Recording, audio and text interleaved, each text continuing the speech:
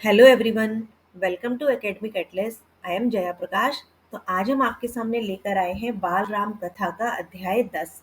इससे पहले वाले अध्याय में हमने पढ़ा था कि वानर सेना जो है पूरी वो समुद्र के पास आ पहुंची है, लेकिन क्योंकि वो समुद्र बहुत ही विशाल था तो उसको पार कैसे किया जाए। तो तभी जामवंत ने हनुमान को उनकी सभी शक्तियां याद दिलाई और अब हनुमान ने ये बीड़ा उठाया कि इस समुद्र को वो पार करेंगे। तो चलिए पढ़ते हैं लंका में हनुमान।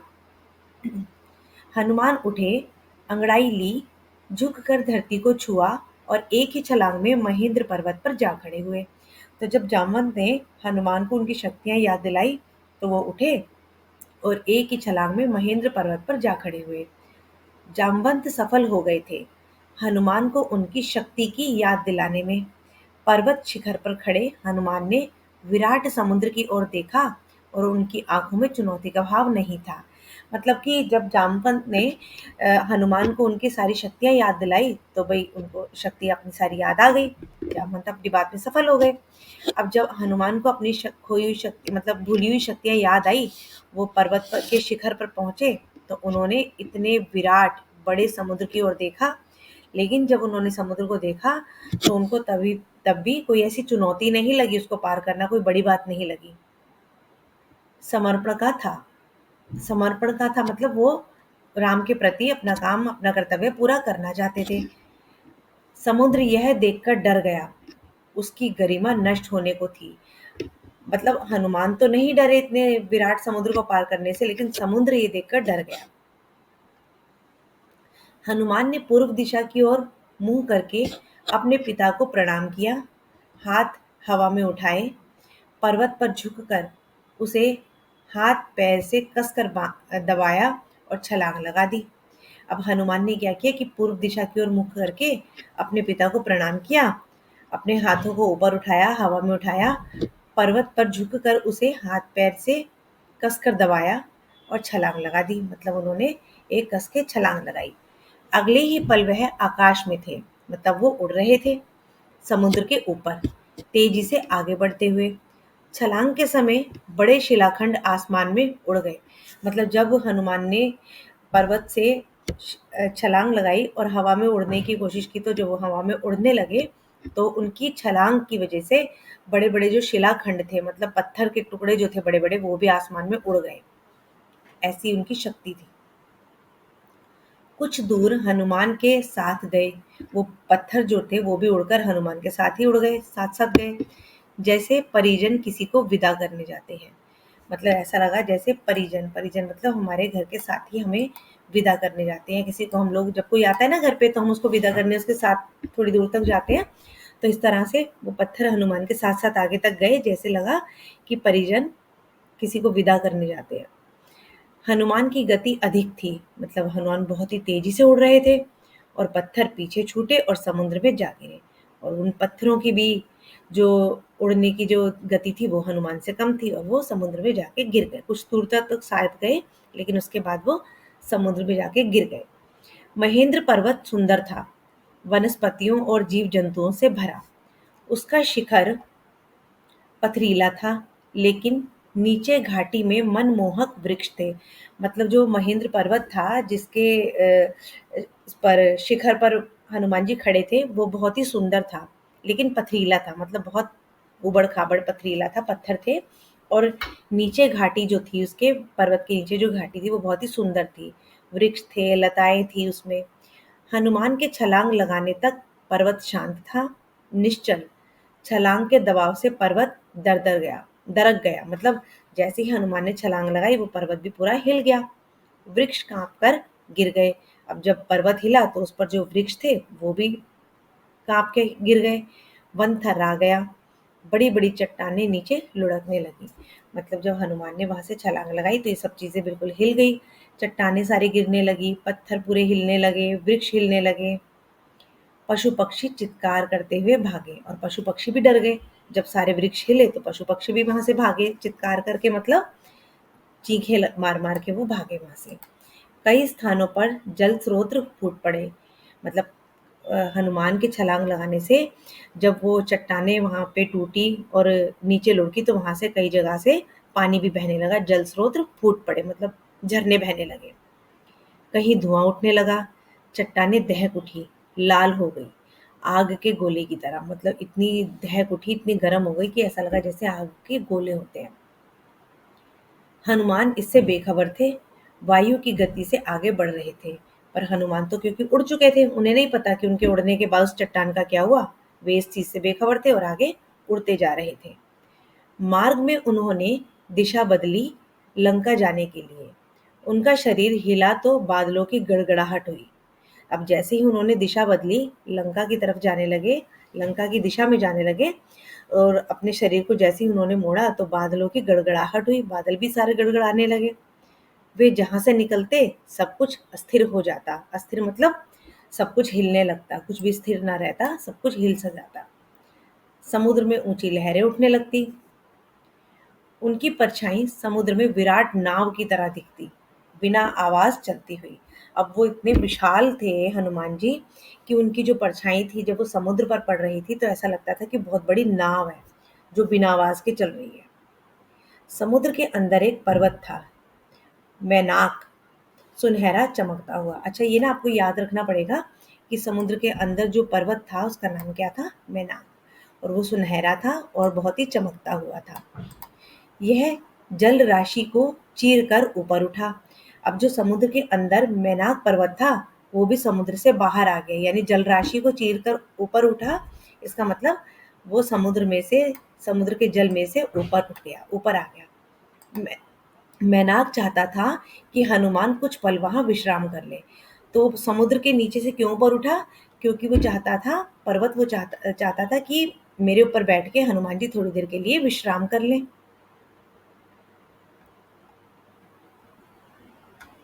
थक गए होंगे। हनुमान नहीं रुके। उन्हें मैनाक की सदिच्छा बाधा लगी। मतलब हनुमान वहां पर नहीं रुके, उन्हें वो इच्छा उनकी ठीक नहीं लगी। उन्हें लगा मेरे काम में बाधा है, मुझे अपना काम करना है। राम काज में वह मैनाक से टकराते हुए निकल गए। मतलब वो बैठे नहीं, बस मैनाक पर्वत से टकराते हुए आगे बढ़ गए। हाथ ऊपरी हिस्से पर लगा तो पर्वत शिखर टूट गया। अब जैसे उनका हाथ पर्वत पर लगा तो पर्वत का जो शिखर था, यानी जो उसकी चोटी थी, वो टूट गई। वह कुछ और ऊपर उठकर उड़ने लगे। अब थोड़ा सा वो और ऊपर हो गए। हनुमान के रास्ते में कई बाधाएं आई। राक्षसी सुरसा मिली। अब जब हनुमान उड़ रहे थे तो उनके रास्ते में उन्हें एक राक्षसी मिली जिसका नाम था सुरसा। विराट शरीर, मतलब बहुत ही बड़ा शरीर था उसका, वो बहुत विराट थी। वह हनुमान को खा जाना चाहती थी। पवन पुत्र ने उसे चकमा दिया, उसके मुंह में घुसकर निकल आए। आगे एक और राक्षसी टकराई, उसका नाम था सिंहिका। ये सब ना राक्षसियों के नाम आपको याद रखने पड़ेंगे, जो छोटे छोटे क्वेश्चंस होते हैं ना उनमें पूछा जा सकता है। उसके बाद उन्हें एक और राक्षसी टकराई जिसका नाम था सिंहिका, छाया राक्षसी। उसने जल में हनुमान की परछाई पकड़ ली। वह अचानक आसमान में ठहर गए। अब ये जो राक्षसी मिली थी ना, छाया राक्षसी, उसने हनुमान की परछाई को जल में ही पकड़ लिया और हनुमान आसमान में ठहर गए, अचानक रुक गए वो। क्रुद्ध हनुमान ने सिंहिका को मार डाला और आगे बढ़े। अब हनुमान को गुस्सा आ गया, क्रोध में आ गए वो, और उन्होंने सिंहिका को मार डाला। जो सिंहिका राक्षसी थी ना, उन्होंने उसकी परछाई को पकड़ा था। ठीक है। अब गंतव्य दूर नहीं था। गंतव्य मतलब वह स्थान जहाँ पर उन्हें पहुंचना था, लंका, वो अब दूर नहीं था। दूर क्षितिज पर लंका दिखाई पड़ने लगी। अब हनुमान जी को दूर से ही जो है लंका नजर आने लगी। रावण की राजधानी, सोने की लंका। आकाश में उठते हुए आकाश में उठते हुए कंगूरे, उनकी प्राचीर, लंका जगमगा रही थी। मतलब अब दूर से ही जब उन्होंने लंका को देखा तो लंका बहुत सुंदर लग रही थी, जगमगा रही थी। हनुमान समुद्र के किनारे उतर गए। अब वह लंका को और निकट से देख पा रहे थे। अब हनुमान जी जो थे वो नीचे आ गए, समुद्र के किनारे उतर गए, नीचे आ गए, और वो लंका को पास से देखना चाहते थे। निकट मतलब करीब से, पास से देखना चाहते थे। हनुमान को थकान रंच मात्र नहीं थी। रंच मात्र मतलब बिल्कुल भी नहीं थी। हनुमान जी जो है वो बिल्कुल भी थके नहीं थे, उन्हें थकान नहीं हुई थी। इतनी दूर से वो उड़ के आए थे तब भी। इतनी लंबी यात्रा का उन पर कोई प्रभाव नहीं था। चिंता थी कि सीता को कैसे ढूंढेंगे, कैसे पहचानेंगे। उन्हें इस बात की कोई थकान नहीं थी कि वो इतनी दूर से उड़ कर आ रहे हैं, केवल उनको इस बात की चिंता थी कि वो सीता तक कैसे पहुंचेंगे और सीता माता को कैसे पहचानेंगे। लंका नगरी को ठीक से देखने के लिए हनुमान एक पहाड़ी पर चढ़ गए। अब लंका नगरी को वो अच्छे से देखना चाहते थे, तो वो एक पहाड़ी पर चढ़ गए। दृष्टि दौड़ाई, मतलब उन्होंने इधर-उधर अपनी नज़रें दौड़ाई, देखा कि क्या-क्या है। चारों ओर वृक्ष, सुवासित उद्यान, भव्य भवन, मतलब पूरी लंका जो है वो बहुत ही सुंदर थी। चारों तरफ वृक्ष थे, बहुत ही सुंदर भव्य भवन थे वहाँ पर। हवा में लहराती संगीत धाराएं, वे चकित थे। राक्षस नगरी में इतनी सुंदरता, मतलब जब उन्होंने देखा इतनी सुंदर नगरी तो उन्हें बड़ी हैरानी हुई कि वैसे तो ये राक्षसों की नगरी है और इतनी सुंदर है। राक्षस नगरी में इतनी सुंदरता, उन्होंने ऐसा नगर पहले कभी नहीं देखा था। वह उस नगर का एक एक विवरण आंखों में भर लेना चाहते थे। मतलब कि लंका नगरी जो है वो इतनी खूबसूरत थी, इतनी सुंदर थी कि वो उस नगर का एक एक विवरण, एक एक दृश्य अपनी आंखों में भर लेना चाहते थे, ताकि बाद में वह सीता की खोज में काम आए। अब दिन के समय लंका में प्रवेश करना हनुमान को उचित नहीं लगा। अब क्योंकि हनुमान लंका के अंदर प्रवेश करना चाहते थे और उस समय दिन था, तो उन्हें लगा कि दिन में अंदर जाना ठीक नहीं है। उन्होंने प्रतीक्षा की समुद्र तट पर। अब वो समुद्र तट पर ही रुक गए। शाम ढलने पर नगरी में प्रवेश किया। उनके सामने पहला प्रश्न सीता का पता लगाना था। अब जैसे ही शाम हुई तो उन्होंने अंदर प्रवेश किया, लंका नगरी के अंदर प्रवेश किया। तो सबसे पहला उनका काम था कि वो सीता का पता लगाएं कि सीता माता अभी कहाँ पर है। उस विराट नगर में यह काम आसान नहीं था। अब क्योंकि लंका नगरी जो थी ना वो बहुत ही विराट थी, बहुत बड़ी थी, तो ये आसान नहीं था सीता का जल्दी से पता लगाना। वृक्षों डालियों से कूदते फांदते वह नगर के मध्य में पहुंच गए। राजमहल वहीं था। उनका अनुमान था कि सीता महल में ही होगी। अब वो धीरे धीरे कूदते फांदते इधर उधर चलते कूदते हुए वो राजमहल में पहुंच गए। उनको ऐसा लग रहा था कि जो सीता माता है वो महल के अंदर ही होगी। रावण ने उन्हें छिपा कर रखा होगा किसी कोने में। महल में पहरेदार थे, अस्त्र शस्त्र लिए हुए। सबकी आंख बचाकर वह चुपचाप अंदर आ गए। अब जो है सबसे बचते बचाते वो महल के अंदर आ गए। महल के पहरेदारों से बचते हुए वो महल के अंदर प्रवेश कर चुके थे हनुमान जी। ठीक है जी। तो फिर राजमहल विराट था, बहुत बड़ा राजमहल था, वैभवपूर्ण, मतलब किसी भी चीज की कमी नजर नहीं आ रही थी। वे बचते बचाते महल में घूमने लगे। अब वो इधर उधर महल में घूमने लगे, क्योंकि हनुमान जी को तो भाई सीता माता का पता लगाना था। भटकते रहे। रात का समय था। अधिकतर राक्षस सो रहे थे। उन्होंने निकट जाकर एक एक का चेहरा देखा। सीता जैसी कोई स्त्री उन्हें नहीं दिखाई दी। अब क्योंकि सारे राक्षस तो सोए हुए थे, तो हनुमान जी तो सीता माता को पहचानते भी नहीं थे। तो वो सबके करीब जा जाकर एक एक का चेहरा देखते गए, पर उन्हें सीता माता जैसी कोई भी नजर नहीं आई। वे रावण के कक्ष में गए। अब क्या था कि वो राजमहल में तो पहुंच गए थे, अब वो रावण के कक्ष में गए।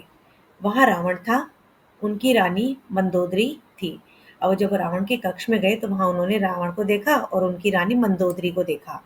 तो आप सबको पता होना चाहिए, ये चीज आप याद रखिएगा कि जो रावण थे उनकी पत्नी, उनकी रानी का नाम था मंदोदरी। ठीक है। सीता नहीं थी। ना जाने सीता को कहाँ छिपा रखा है। सोचते हुए हनुमान अंतःपुर से बाहर निकल आए। अब उन्हें लगा कि रावण ने पता नहीं सीता माता को कहाँ छुपा रखा है, और वो इधर उधर ढूंढते रहे और उन्हें लगा पता नहीं वो कहीं बाहर तो नहीं निकल आए हैं। वो धीरे धीरे अंतपुर से भी बाहर आ गए। एक एक करके उन्होंने राक्षसों के सारे घर छान मारे। अब वो जो उस राजमहल के अंदर आ गए थे हनुमान जी, तो उन्होंने एक एक करके जितने भी वहां राक्षस थे उनके सभी घरों को देखना शुरू कर दिया। पशुशालाएं भी देख ली। सीता का कहीं भी पता ना था। पशुशालाएं मतलब जहाँ पर पशु रखे थे वो भी उन्होंने देख लिया, लेकिन उन्हें कहीं भी सीता माता नजर नहीं आई। सीता के लंका में होने की सूचना पर उन्हें संदेह नहीं था। मतलब उन्हें कोई भी ऐसा शक नहीं था कि सीता लंका में नहीं है। उन्हें पता कि लंका में तो है, पर वो उन्हें ढूंढ नहीं पा रहे थे। पर वह दुखी हो गए। सोचने लगे रावण ने अवश्य सीता को कहीं छिपा दिया है। तो उन्हें लगा कि भाई अब तक मुझे नहीं मिली है, तो इसका मतलब सीता माता को रावण ने कहीं छुपाया है किसी गुप्त स्थान पर। मैं उन्हें ढूंढ निकालूंगा। उनसे मिले बिना नहीं लौटूंगा, उन्होंने ये तय किया। अब हनुमान ने तय कर लिया था कि मैं सीता माता को ढूंढ लूंगा, उनसे मिले बिना मैं यहाँ से नहीं जाऊंगा। अंतपुर के बाहर हनुमान ने रावण का रथ देखा, स्वर्ण रथ। अब अंतपुर से जब वो बाहर निकले हनुमान जी, तो उन्होंने देखा कि वहां पर रावण का रथ खड़ा था, स्वर्ण रथ। स्वर्ण रथ मतलब सोने का रथ, रत्नों से जड़ा हुआ। वे चकित रह गए। तभी उनका ध्यान अंतपुर से लगी वाटिका की ओर गया। अब जब वो रथ देख रहे थे, तो तभी उनका जो ध्यान है वो वाटिका से गया। वाटिका थी ना वहां पर, जहाँ पर सीता माता को रखा गया था, वहां उनका ध्यान गया। वहां अशोक के ऊंचे ऊंचे वृक्ष थे। अब उस वाटिका में अशोक, अशोक ना पेड़ का नाम होता है, तो अशोक के ऊंचे ऊंचे वृक्ष थे, तो इसलिए उसको ना अशोक वाटिका कहा जाता था। ठीक है, तो ये आप याद रखिएगा कि सीता माता को रावण ने कहाँ रखा था, अशोक वाटिका में। आकाश छूने को आतुर, आकाश छूने को आतुर मतलब बहुत ही लंबे लंबे, यही अशोक वाटिका थी। दीवार लांघ कर वे वहां पहुंचे। दीवार लांघ कर मतलब दीवार को टाप कर वो अशोक वाटिका के अंदर पहुंच गए हनुमान जी। लंका में यही एक स्थान बचा था जो उन्होंने नहीं देखा था। मतलब कि हनुमान जी ने पूरी लंका देख ली थी, लेकिन सिर्फ एक वो अशोक वाटिका थी जो वो नहीं देख पाए थे, जो उन्होंने नहीं देखी थी।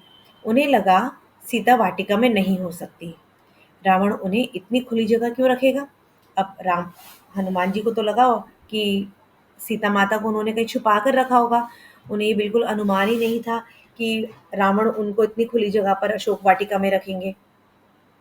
तो हनुमान ने निराशा घर घर कर हनुमान में निराशा घर करती जा रही थी। मतलब अब हनुमान जी जो थे वो निराश होते जा रहे थे, वो दुखी होते जा रहे थे कि मैंने अभी तक सीता माता को नहीं देखा। वह एक वृक्ष पर चढ़कर बैठ गए। दिन चढ़ आया था, मतलब अब सुबह होने लगी थी। शाम को पहुंचे थे ना वो, तो अब सुबह होने लगी थी। ऐसे में नीचे उतरना उन्हें उचित नहीं लगा। पेड़ घना था। अब क्योंकि सुबह हो गई थी, तो इसलिए उन्हें लगा कि अब मेरा नीचे उतरना ठीक नहीं है। तो इतना घना पेड़ था, किसी को वो दिख नहीं रहे थे, वो पेड़ पर ही बैठे रहे। वे उसके पत्तों में छिप गए। उन्हें वहां से सब कुछ दिखता था, लेकिन उन्हें कोई नहीं देख सकता था। अब वो जो है उस पेड़ के अंदर छिपे बैठे थे, वहां से उन्हें सब कुछ नजर आ रहा था, लेकिन कोई भी उन्हें नहीं देख पा रहा था। हनुमान जी को कोई देख नहीं पा रहा था, क्योंकि वो पेड़ बहुत घना था। तो रात हो आई। अब फिर से रात हो गई। अचानक वाटिका के एक कोने से उन्हें अट्ठाहस सुनाई पड़ी। अट्ठाहस मतलब किसी के जोर से हंसने की आवाज सुनाई पड़ी। वे राक्षसियां थी। अब जिसकी वो हंसने की आवाज थी ना, वो कौन थी, राक्षसियां थी, बहुत सारी राक्षसियां थी। ठीक है, तो हनुमान उधर ही देखने लगे, जहां से वो आवाज आ रही थी वहां हनुमान देखने लगे। एक वृक्ष के नीचे राक्षसियों का झुंड था। वे किसी बात पर ठहाके लगा रही थी। अब जब हनुमान ने देखा कि कहाँ से इतनी हंसी की आवाजें आ रही है, तो उन्होंने नीचे देखा, तो एक वृक्ष के नीचे, एक पेड़ के नीचे बहुत सारी राक्षसियां थी। उनका पूरा झुंड था, जो किसी बात पर ठहाके लगा रही थी। ठहाके मतलब हंस रही थी, जोर जोर से हंस रही थी। हनुमान को लगा कि वे सीता पर हंस रही हैं। वह पेड़ से चिपककर नीचे की डाली पर आए। ध्यान से देखा, राक्षसियों के बीच एक स्त्री बैठी है। अब उनको लगा कि ये ना जरूर जो हंस रही हैं इतनी जोर जोर से, वे सीता के ऊपर ही हंस रही हैं। तो वो धीरे धीरे नीचे आए। उन्होंने देखा कि सभी राक्षसियों के बीच में एक स्त्री बैठी है, चेहरा मुरझाया हुआ, उदास, दयनीय, दुर्बल। तो उन्होंने देखा जो वो स्त्री बैठी है ना, बहुत ही उदास बैठी है, उसका चेहरा भी मुरझाया हुआ है, बहुत दुर्बल सी लग रही है, शोकग्रस्त यानी शोक में डूबी हुई लग रही है, दुखी लग रही है। यही माँ सीता है, उन्होंने मन में सोचा। अब उन्हें अब कोई संदेह नहीं था। अब हनुमान को लगा कि ये जो स्त्री बैठी है यही माँ सीता है, तो उन्होंने उन्हें ढूंढ लिया। राक्षसियां वही थी, हट नहीं रही थी। हनुमान उतावले थे। अब क्योंकि हनुमान जी जो है वो सीता माता के पास जाना चाहते थे, लेकिन वहां पर तो सारी राक्षसियां थी और वो वहां से हट नहीं रही थी। पर नीचे उतरने में डर था। अब हनुमान ना नीचे नहीं उतरना चाहते थे, क्योंकि डर था सब उन्हें देख लेंगे।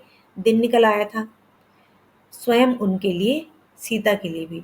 अब क्योंकि खतरा तो हनुमान जी के लिए भी था और सीता माता के लिए भी था, उनका अगर हनुमान जी को कोई देख लेता तो। तभी उन्होंने रावण को आते देखा, राजसी ठाट बाट के साथ। अब जब से ये सब हो रहा था, जब हनुमान ने सीता माता को देखा, तो उन्होंने क्या देखा कि रावण भी आ रहे हैं बड़ी ठाट बाट से, बहुत अच्छे से। दासियों सहित, मतलब उनके आसपास बहुत सारी उनकी दासियां भी हैं। हनुमान सीता से भेंट किए बिना लौटना नहीं चाहते थे। अब हनुमान जी चाहते थे कि वो सीता से ना मिलकर ही जाए, उनसे बिना मिले वो ना लौटे। ऐसे लौटा तो राम को क्या बताऊंगा। उन्होंने सोचा, नीचे उतरने का अवसर ही नहीं मिल रहा था। वे डाल से चिपक गए, सांस रोककर रावण के लौटने की प्रतीक्षा करते रहे। मतलब कि अब वो सोच रहे थे मैं नीचे कैसे उतरूं, उन्हें अवसर ही नहीं मिल पा रहा था सीता माता से मिलने का। अब वो एक डाल से चिपक कर बैठ गए, अपनी सांस को भी रोक कर बैठे रहे वहीं पर। अब वो क्या इंतजार कर रहे थे कि कब रावण जो है वो वापस लौटे यहाँ से। रावण ने सीता को बहलाया, फुसलाया, लालच दिया, सीता नहीं डिगी। अब वो देख रहे थे ना हनुमान जी ऊपर से कि रावण आ गया है, तो रावण क्या कर रहा था, वो सीता माता को बहला रहा था, फुसला रहा था कि किसी तरह मुझसे विवाह कर लो। लेकिन सीता अपनी बात पर अडिग रही, वो नहीं डिगी। वह डर से कांप रही थी और वो बहुत डरी हुई थी, क्योंकि भाई इतने सारे राक्षसों के बीच में वो थी, रावण जो इतना बलशाली था उनके बीच में थी। पर उन्होंने रावण की एक ना सुनी, तिरस्कार किया। रावण ने कहा, तुम्हें डरने की आवश्यकता नहीं है सुमुखी, मैं तुम्हें स्पर्श नहीं करूंगा, और जब तक तुम स्वयं ऐसा नहीं चाहोगी। मतलब रावण ने कहा कि सीता माता को कि तुम मुझसे डरो मत, तुम्हें मुझसे डरने की कोई जरूरत नहीं है, मैं तुम्हें स्पर्श नहीं करूंगा। स्पर्श का मतलब मैं तुम्हें बिल्कुल भी छूऊंगा नहीं, टच नहीं करूंगा, जब तक तुम खुद नहीं चाहोगी। मैं तुम्हें अपनी रानी बनाना चाहता हूँ, मेरी बात मान लो और सुख भोग करो। अब रावण ने सीता माता से फिर से कहा कि तुम मुझसे विवाह कर लो, मैं तुम्हें रानी बनाना चाहता हूँ, अन्यथा मैं तुम्हें तलवार से काट डालूंगा। हनुमान ने सॉरी रावण ने कहा कि तुम मुझसे विवाह कर लो, मेरी रानी बन जाओ, नहीं तो मैं तुम्हें मार डालूंगा, मैं अपनी तलवार से तुम्हें काट डालूंगा। सोच लो, तुम्हारे पास अब केवल 2 महीने बचे हैं। अब रावण ने जो है सीता माता को 2 महीने का समय दिया कि तुम 2 महीने तुम्हारे पास है, तुम सोच लो कि तुम मुझसे विवाह करोगी या फिर मेरे तलवार से मारी जाओगी। ऐसा कभी नहीं होगा दुष्ट। अब सीता माता ने क्रोध में आकर कहा कि ऐसा कभी नहीं होगा, राम के सामने तुम्हारा अस्तित्व ही क्या है। मुझे राम के पास पहुंचा दो, मैं तुम्हें क्षमा कर देंगे, वे तुम्हें क्षमा कर देंगे। तुमने ऐसा नहीं किया तो सर्वनाश निश्चित है। तुमने अपराध किया है, तुम्हें कोई नहीं बचा सकता। मूर्ख राक्षस, तुम्हारा अंत निकट है। अब जब रावण सीता माता से विवाह का फिर से प्रस्ताव रख रहे थे, तो सीता माता को बड़ा क्रोध आया। तो उन्होंने कहा कि ऐसा कभी नहीं हो सकता, तुम मुझे राम के पास पहुंचा दो तो वे तुम्हें क्षमा कर देंगे, नहीं तो वे तुम्हारा सर्वनाश कर देंगे और तुम्हारा अंत निकट है, ये सोच लो। अब रावण क्रोध में पैर पटकता हुआ चला गया। रावण को बड़ा क्रोध आया और वो वापस चला गया। रात गाढ़ी होती जा रही थी। रात गाढ़ी होती जा रही थी का मतलब है कि रात और ज्यादा होती जा रही थी और समय होता जा रहा था। रावण के जाने पर राक्षसियों ने सीता को घेर लिया। अब जैसे ही रावण वापस गए, वहां पर फिर से इतनी सारी राक्षसियां आ गई, उन्हें डराने और धमकाने लगी। बोली, तुम मूर्ख हो, रावण का प्रस्ताव अस्वीकार कर रही हो, यह रावण की नगरी है। मतलब सभी जो राक्षसी थी उन्होंने सीता माता को डराना और धमकाना शुरू कर दिया कि तुम उनकी रानी बन जाओ, तुम मूर्ख होने मना कर रही हो, क्योंकि ये तो पूरी नगरी ही रावण की है। तुम्हारा राम यहाँ कभी नहीं पहुंच सकता, तुम्हें कोई नहीं बचा सकता। राक्षसियों में एक त्रिजटा थी, सबसे भिन्न। अब जब ये सभी राक्षसी जो है माता सीता को डरा धमका रही थी, तो उन सभी राक्षसियों के बीच ना एक राक्षसी थी जिसका नाम था त्रिजटा। वो उन सबसे अलग थी, बाकी राक्षसियों से ना बिल्कुल भिन्न थी, अलग थी। ये नाम आपको याद रखना है। उस राक्षसी का नाम था त्रिजटा। उसने कहा, मैंने एक सपना देखा है, पूरी लंका समुद्र में डूब गई है, सब नष्ट हो गया है, यह सपना अच्छा नहीं है। अब जो त्रिजटा राक्षसी थी उसने बताया कि मैंने ना एक सपना देखा है कि जो पूरी की पूरी लंका है ना वो डूब गई है, समुद्र में डूब गई है। तो ये जो सपना मैंने देखा ये अच्छा सपना नहीं है, कहीं ये सीता के दुख से जुड़ा तो नहीं है। सीता की हिचकियां बंध गई। अब सीता की हिचकियां बंध गई मतलब वो बहुत जोर जोर से रोने लगी, विलाप करने लगी। ये सब सुन के अब देर रात राक्षसियां एक एक कर चली गई। अब जब बहुत ज्यादा रात हो गई तो एक एक करके सभी राक्षसियां वहां से चली गई।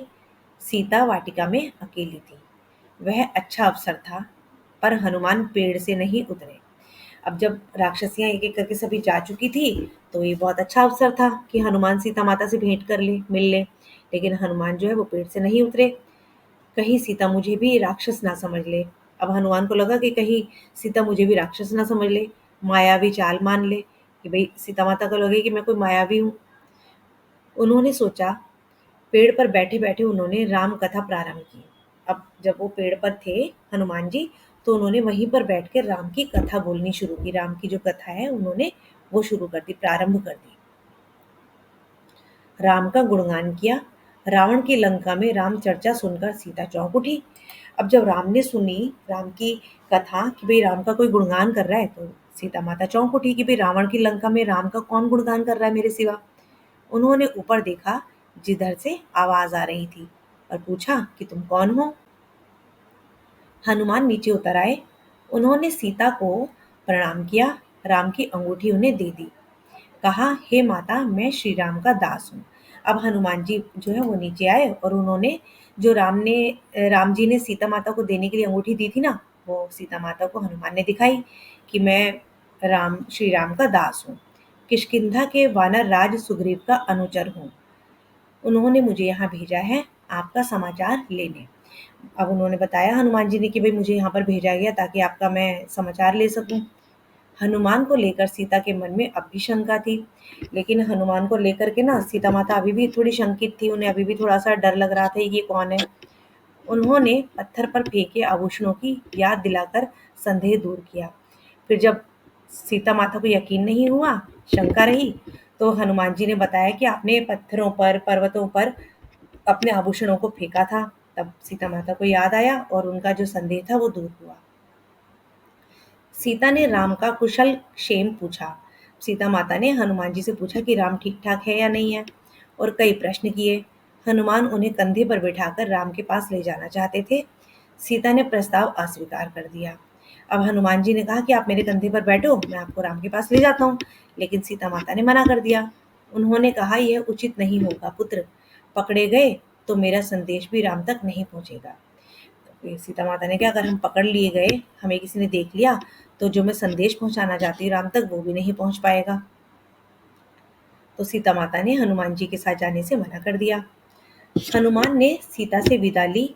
वह पूरी सूचना तत्काल राम तक पहुँचाना चाहते थे। अब हनुमान जी जो थे वो वापस जाना चाहते थे, और वो वहाँ से उठे और उन्होंने सीता माता से विदा ली। उन्होंने कहा कि अब मुझे जल्दी से राम तक सारी बातें पहुँचानी है। चलते-चलते सीता ने अपना एक आभूषण उन्हें दे दिया। उनकी आँखें नम थीं। हनुमान ने कहा, निराश ना हो माते, श्री राम 2 माह में यहाँ अवश्य पहुँच जाएँगे।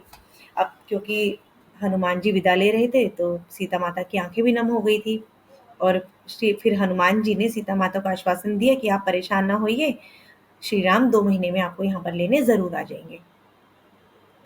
हनुमान राम के पास लौटने को उद्यत थे।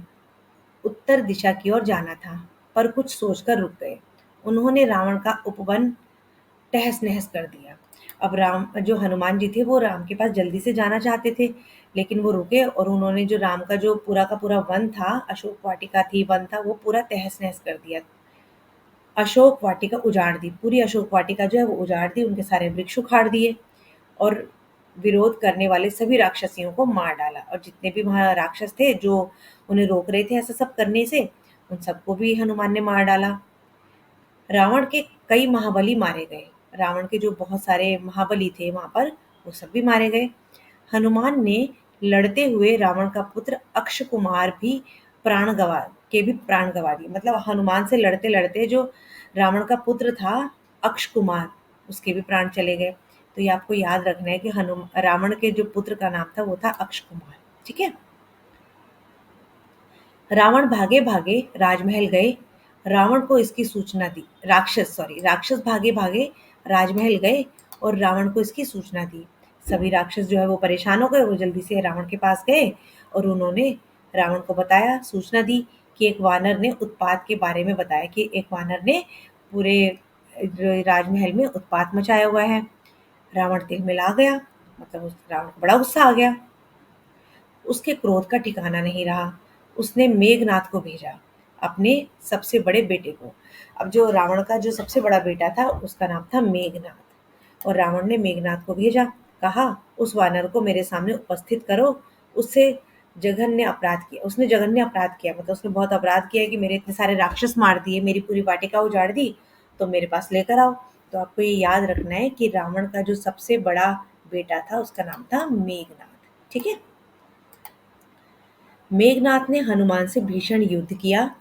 वह इंद्रजीत था। अब एक बार इंद्र को परास्त कर चुका था। इंद्रजीत मतलब इंद्र को परास्त करने वाला, इंद्र के ऊपर विजय पाने वाला। तो इंद्र भगवान है ना, इंद्र देवता जो है। तो मेघनाद जो था वो इंद्रजीत था। इंद्रजीत मतलब मेघनाद ने इंद्र को एक बार जीत लिया था, उन्हें परास्त कर दिया था, हरा दिया था। तो उसने अंततः हनुमान को बांध लिया। राक्षस उन्हें खींचते हुए रावण के दरबार में ले आए। अब मेघनाद ने रावण को बांध दिया और उन्हें कहाँ पर लेकर आ गए? दरबार में लेकर आ गए। ठीक है। शक्तिशाली रावण सिंहासन पर बैठा था। उसके सेनापति ने पूछा, कौन हो तुम? किसने तुम्हें यहाँ भेजा है? हनुमान के मन में भय नहीं था, मतलब हनुमान बिल्कुल डरे हुए नहीं थे। मैं श्री राम का दास हूँ, मेरा नाम हनुमान है। आप श्री राम की पत्नी सीता को हर लाए हैं। अब हनुमान ने बताया कि वो बिल्कुल डरे नहीं, और उन्होंने बताया कि मैं भी श्री राम का दास हूँ, और क्योंकि आप सीता माता को लेकर यहाँ पर आ गए हो, उनका हरण करके लाए हो, मैं उन्हीं की खोज में यहाँ पे आया हूँ। उन्हें उनसे मैं मिल चुका हूँ, आपके दर्शन करना चाहता था, इसलिए उत्पात करना पड़ा।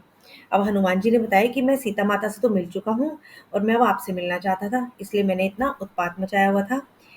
इसमें मेरा कोई अपराध नहीं है। दंड के भागी तो राक्षस हैं, उन्होंने मुझे रोकने का प्रयास किया।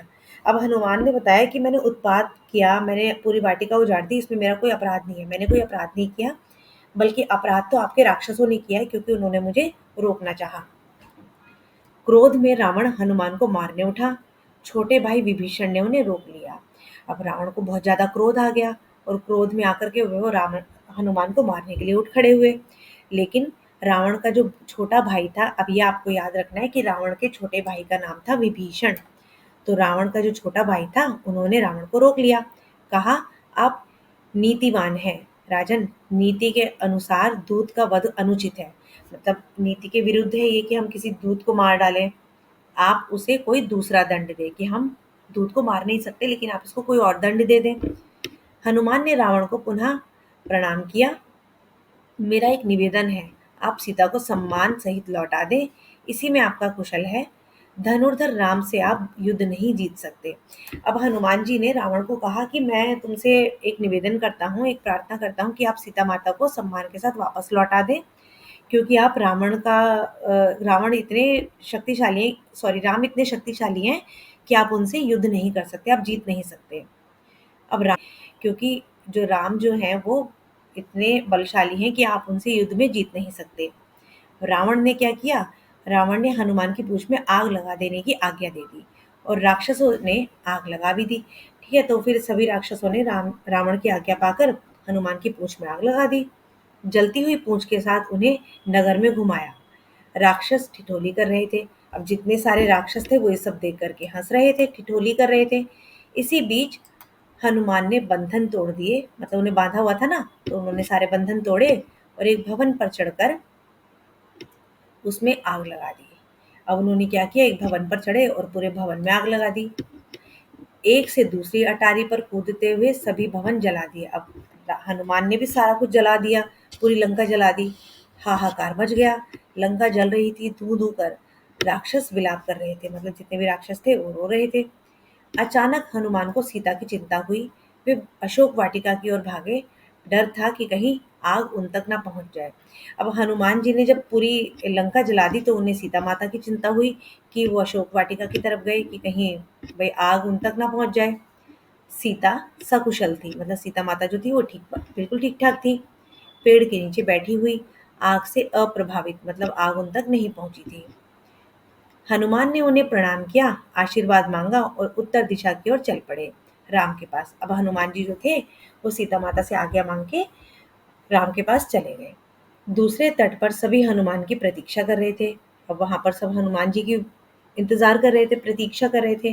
अंगद, जामवत और अन्य वानर आते ही उन्हें सबने घेर लिया। अब जैसे ही हनुमान जी आए, सबने उन्हें घेर लिया कि बताओ क्या हुआ। हनुमान ने संक्षेप में लंका का हाल सुनाया, सीता से भेंट का क्रम बताया। कहा, मैंने उन्हें देखा, बात की, यह समाचार शीघ्र श्री राम तक पहुंचाना चाहिए। समय अधिक नहीं था, वानर किलकारियां भरने लगे, चिल्लाने लगे जोर जोर से। प्रसन्नता में वानरों का उत्पात बढ़ गया। अब जो वो इतने खुश थे ना सारे वानर की सीता माता से भेंट हो गई है हनुमान की, कि उनका उत्पात बढ़ गया, वो और उत्पात मचाने लगे। उन्होंने मार्ग में कई वन उजाड़ दे, फल खाए और फेंके, दौड़ते हुए चले और किष्किंधा पहुंच गए, राम के पास। वानरों को साथ लेकर सुग्रीव वहां पहुंचे। अब सभी वानरों के साथ सुग्रीव राम के पास गए। हनुमान ने राम को सीता द्वारा दिया गया आभूषण दिया। राम की आंखों में आंसू आ गए। अब ये सब देखकर राम की आंखें जो है वो नम हो गई और उनकी आंखों में आंसू आ गए। उन्होंने हनुमान से कई प्रश्न किए। वे कैसी हैं, कैसे रहती है, उन्होंने कोई संदेश भेजा है? हनुमान ने पूरी बात विस्तार से कही। कहा, मैंने उनसे भेंट की, वे व्याकुल हैं, चिंतित है, हर समय राक्षसों से घिरी रहती हैं। अब हनुमान जी ने बताया कि मैं सीता माता से मिलकर आया हूँ और वो बहुत ज़्यादा चिंतित हैं और हर समय उनके आसपास जो है राक्षस रहते हैं, उनमें वो घिरी रहती हैं, आपकी प्रतीक्षा कर रही हैं। उन्होंने कहा, यदि श्री राम 2 माह में नहीं आए तो पापी रावण मुझे मार डालेगा, क्योंकि भाई रावण ने 2 महीने का समय दिया था ना सीता माता को। तो राम शोक में डूब गए। अब राम को बड़ा ही दुख हुआ, सोचने लगे कि क्या करूं। भाव विहल विहव्ल होकर उन्होंने हनुमान को गले लगा लिया। आंसू रोक नहीं पाए, मतलब राम जी बहुत ज्यादा रोने लगे। लक्ष्य स्पष्ट था, लंका पर आक्रमण। अब क्या था, अब उन्हें एक ही काम था कि भाई अब लंका पर आक्रमण करो। समय कम था। सुग्रीव ने युद्ध की तैयारियां तत्काल प्रारंभ करने का निर्देश दिया। वानर सेना इसके लिए पहले से तैयार थी, उत्साहित थी। इस बार उन्हें अलग अलग टोलियों में बांटने की आवश्यकता नहीं थी, अलग अलग दिशाओं में भी नहीं जाना था। अब क्योंकि उन्हें तो सीधा एक ही दिशा में लंका तक जाना था। सबका लक्ष्य एक था, दिशा एक थी, दक्षिण, क्योंकि अब उन्हें कहाँ जाना था, दक्षिण दिशा की ओर जाना था। सुग्रीव ने लक्ष्मण के साथ बैठकर युद्ध की योजना पर विचार किया। अब सुग्रीव ना लक्ष्मण के साथ बैठे और उन्होंने सोचा कि अब किस तरह से हमें योजना बनानी है, किस तरह से युद्ध करना है। योग्यता और उपयोगिता के आधार पर भूमिकाएं निर्धारित हुई। हनुमान, अंगद, जामवंत, नल और नील को आगे रखा गया। समुद्र पर चर्चा हुई कि उसे कैसे पार करें। अब क्योंकि हनुमान जी तो उड़कर चले गए थे, लेकिन बाकी सब कैसे जाएंगे, तो अब ये चर्चा होने लगी कि हम समुद्र को कैसे पार करें, उसके उस पार किस तरह से जाएं। सेना का हर वानर हनुमान नहीं था, क्योंकि सभी हनुमान की तरह थोड़ी उड़ सकते थे, इतनी शक्ति तो नहीं थी ना सब में। यह एक चुनौती थी। देर रात तक चर्चा का विषय यही रहा। अब बहुत रात तक सब लोग इसी विषय पर चर्चा करते रहे कि किस तरह हम इस विशाल समुद्र को पार करें। तो ये था हमारा अध्याय 10, लंका में हनुमान। कैसा लगा आपको वीडियो? पसंद आया तो लाइक कीजिएगा, सब्सक्राइब कीजिएगा, अपने फ्रेंड्स के साथ शेयर कीजिएगा। Thank you.